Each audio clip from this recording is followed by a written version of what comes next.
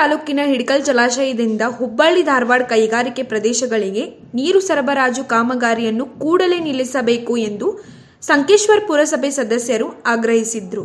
ಹಿಡಕಲ್ ಜಲಾಶಯದ ಮೇಲೆ ಗಡಿ ಭಾಗದ ರೈತರು ಹಾಗೂ ಜನರಿಗೆ ಕುಡಿಯುವ ನೀರು ಅವಲಂಬಿತರಾಗಿದ್ದು, ಯಾವುದೇ ಕಾರಣಕ್ಕೂ ಹುಬ್ಬಳ್ಳಿ ಧಾರವಾಡ ಕೈಗಾರಿಕಾ ಪ್ರದೇಶಗಳಿಗೆ ನೀರು ಬಿಡುಗಡೆ ಮಾಡದಂತೆ ಜಿಲ್ಲಾಧಿಕಾರಿಗಳಲ್ಲಿ ಮನವಿ ಮಾಡಿಕೊಂಡ್ರು. ಸಂಕೇಶ್ವರ ಪುರಸಭೆಯ ಸದಸ್ಯರಾದ ಮಹೇಶ್ ಹಟ್ಟಿಹೊಳಿ ಮಾತನಾಡಿ, ಜಿಲ್ಲೆಯ ನೀರಾವರಿ ಹಾಗೂ ಕುಡಿಯುವ ನೀರಿಗಾಗಿ ಮಾತ್ರವೇ ಉಪಯೋಗಿಸಬೇಕು.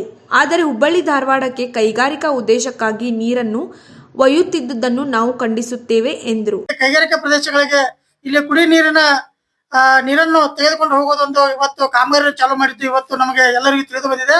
ಆದ ಕಾರಣ ಮಾನ್ಯ ಸರ್ಕಾರಕ್ಕೆ ಹಾಗೂ ಜಿಲ್ಲಾ ಮಂತ್ರಿಗಳಿಗೂ ಎಲ್ಲ ಶಾಸಕರಿಗೂ ಒಂದು ವಿನಂತಿ ಏನಂದ್ರೆ, ಈಗಾಗಲೇ ಬೆಳಗಾವಿ ಜಿಲ್ಲೆಗೆ ಮಹಾನಗರಕ್ಕೆ ಹಾಗೂ ಸುತ್ತಮುತ್ತಲಿನ ನಗರಗಳಿಗೆ ಹಿಡಕಲ್ ಜಲಾಶಯದಿಂದ ಮಾತ್ರ ನೀರಿನ ಕುಡಿಯುವ ನೀರು ಹಾಗೂ ನೀರಾವರಿ ಯೋಜನೆಗೆ ನಮಗೆ ಪೂರಕವಾದ ನದಿ ಆಗಿರೋದ್ರಿಂದ ಜಲಾಶಯ ಆಗಿರೋದ್ರಿಂದ ಈ ನೀರನ್ನು ತಾವು ತಕ್ಷಣ ಹುಬ್ಬಳ್ಳಿ ಧಾರವಾಡಕ್ಕೆ ಕೈಗಾರಿಕಾ ಪ್ರದೇಶಕ್ಕೆ ನೀಡಬಾರದು ಮತ್ತು ಅದನ್ನು ಆ ಯೋಜನೆಯನ್ನು ಕೈ ಬಿಡಬೇಕಂತ ಈ ಮೂಲಕ ನಾವೆಲ್ಲರೂ ಆಗ್ರಹಿಸ್ತೇವೆ. ಮತ್ತೋರ್ವ ಸಂಕೇಶ್ವರ ಪುರಸಭೆಯ ಸದಸ್ಯರಾದ ದಿಲೀಪ್ ಹೊಸ್ಮನಿ ಮಾತನಾಡಿ, ಹಿಡಕಲ್ ಜಲಾಶಯದಿಂದ ನೀರನ್ನು ಹುಬ್ಬಳ್ಳಿ ಧಾರವಾಡಕ್ಕೆ ಕೈಗಾರಿಕಾ ಪ್ರದೇಶಕ್ಕೆ ಉಪಯೋಗಿಸುವುದರಿಂದ ಈ ಭಾಗದ 16 ತಾಲೂಕುಗಳಲ್ಲಿ ಕುಡಿಯುವ ನೀರಿನ ತೊಂದರೆಯಾಗುತ್ತದೆ. ಕೂಡಲೇ ಈ ಕಾಮಗಾರಿಯನ್ನು ಕೈಬಿಡಬೇಕು ಎಂದು ಆಗ್ರಹಿಸಿದ್ರು. ಈ ಭಾಗದ ಎಲ್ಲ ರೈತ ಉಪಯೋಗಿಸುವಂತ ನೀರಾಗಿರೋದ್ರಿಂದ ಈಗಾಗಲೇ ಬಹಳಷ್ಟು ಬೆಳಗಾವಿ ಜಿಲ್ಲೆಗೆ ನೀರನ್ನ ಪೂರೈಸ್ತಾ ಇದ್ದಾರೆ. ಬರುವಂತಹ ಏನು ನಮ್ಮ ಬರಗಾಲ ಬರ್ತದೆ ಅಥವಾ ಏನು ನಮಗೆ ಬೇಸಿಗೆಗಾಲ ನೀರು ಕೂಡ ಈ ಭಾಗದ ಜನರಿಗೆ ಸಿಗೋದಿಲ್ಲ. ಅಂತ ಪರಿಸ್ಥಿತಿ ಇರುವಾಗ, ಅದಲ್ಲದೆ ಬೆಳಗಾವಿ ಜಿಲ್ಲೆ ಬಹಳಷ್ಟು ಅತಿ ದೊಡ್ಡ ಜಿಲ್ಲೆ. ಆ ಅತಿ ದೊಡ್ಡ ಜಿಲ್ಲೆ ಗಡಿ ಭಾಗಗಳಿಗೂ ಇನ್ನೂ ಕೂಡ ನೀರಿನ ಸಮಸ್ಯೆ ಇದೆ.